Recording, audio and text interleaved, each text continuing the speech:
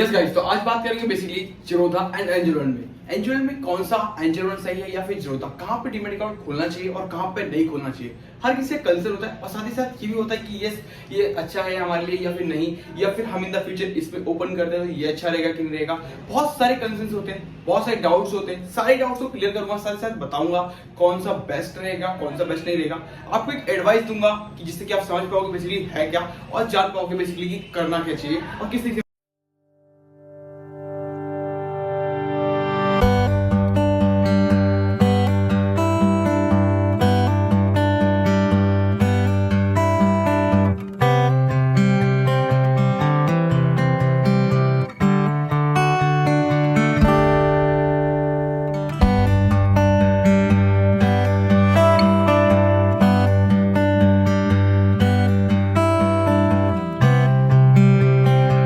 तो स्टार्ट करते हैं और जानते हैं बेसिकली जीरोधा या फिर एंजल वन कौन सा हमें सिलेक्ट करना चाहिए और किस तरीके से हमें जानना चाहिए कि यस इसमें है क्या। तो देखो, पहली बात करते हैं Zerodha and angel one. Zerodha भी मार्केट में आया, वो आया 2010 में, एंड एंजल वन उठा के देखो तो वो आया 1996 में, फाउंडेड बाय 1996 अगस्त 1996 में आया एंजल वन। एंड साथ ही साथ जीरोधा फाउंडेड बाय 15 अगस्त 2010। तो ये इसकी फाउंडेड डेट थी। साथ ही साथ जीरोधा एंड एंजल वन दोनों एक डीमैट अकाउंट मतलब जहाँ पे ट्रेडिंग कर सकते हैं, वो एक प्लेटफॉर्म। बट प्लेटफॉर्म दोनों का हर एक अलग अलग तरीके से एक एप्लीकेशन है। एक जीरोधा काइट के नाम से आता है, एंजल वन जो पहले एंजल ब्रोकिंग के नाम से आता था अब वो एंजल वन के नाम से आता है। तो दोनों का एक अलग फेस ऑफ व्यूज है। एप्लीकेशन है, जब आप फेस ऑफ व्यूज देखोगे तो कस्टमर इंटरेक्शन अलग अलग तरीके से। अब एक ही चीज पे अगर आप बात करते हैं तो यहाँ पे क्या है कि जीरोधा कभी टिप नहीं देता। मतलब आप अपने तरीके से काम करो, कोई दिक्कत नहीं है, हम आपको टिप नहीं देंगे, हम उसके बारे में कुछ नहीं बताएंगे। आपको जैसा लगता है, जो भी ठीक लगता है उस तरीके से आप वर्क कर सकते हो। से वही में बात करते हैं एंजल वन की। तो एंजल वन वहां पे आपको टिप देता है और टिप देकर के आपको बताता है कि आपको क्या करना चाहिए, मार्केट में क्या ओवरव्यू सकते चांसेस क्या होते हैं एंड किस तरीके से वर्क करना चाहिए मार्केट में। तो उस तरीके को आपको एंजल वन बताएगा। साथ ही साथ जीरोधा आपको वहां पे क्या करता है कि कोई टिप नहीं देता।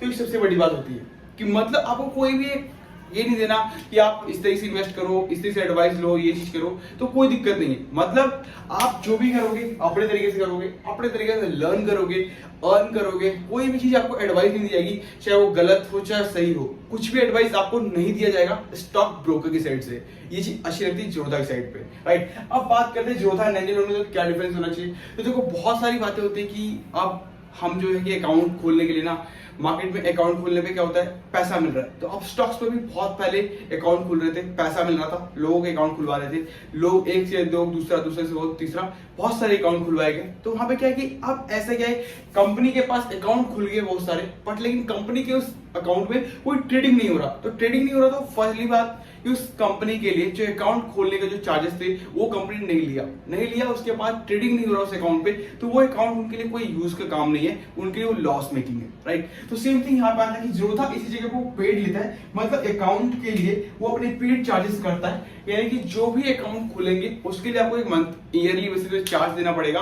350 रुपीज प्लस। साथ ही साथ वो आपका जो ईयरली एक मार्केट में रहेगा चार्ज अकाउंट खुलने के साथ साथ। एंड यहाँ पे जब एंजल वन के पास आ रहे हैं तो एंजल वन वहां पे जो है अकाउंट खोलने का कोई भी चार्जेस नहीं लेता। यहाँ पे आपको फ्री ऑफ कॉस्ट अकाउंट खुलता है, सारी चीजें। उसके बाद अगर आप रेफर करते हैं तो रेफर का भी अमाउंट मिलता है। ये आपको एंजल वन पे आपको अच्छी खासी प्रॉफिटेबल बिजनेस लगता है आपको। तो आप वहां से रेफर करोगे किसी को तो आपको 150 रुपए 100 रुपए जो भी है आपके अकाउंट में क्रिएट होगा। प्लस साथ ही साथ आपको उसकी जगह पे कुछ भी ऐसा नहीं होगा कि उस अकाउंट को खोलने के वक्त पैसा लगे या कुछ भी, तो फ्री ऑफ कॉस्ट होता है। तो यहाँ पे क्या होता है कि अब लोगों को फ्री ऑफ कॉस्ट जब अकाउंट मिल रहा है, तो फ्री ऑफ कॉस्ट में क्या होता है कि बहुत सारे ऐसे लोग होंगे जो अपना अकाउंट आज चलाना जानते हैं बट लेकिन इन द फ्यूचर वो नहीं लेंगे उस अकाउंट के बारे में, कोई दिक्कत नहीं है। मतलब 5,000 रुपए लेकर के आए, उन्होंने देखा टिप भी दे रही है मार्केट में ये कंपनी, हमने 5,000 रुपए लिया, कंपनी ने इन्वेस्ट करना स्टार्ट किया। मान लो जो टिप दिया वो टिप सही जगह पे फिट नहीं बैठा उस मार्केट से हिसाब से और वो नीचे आ गया।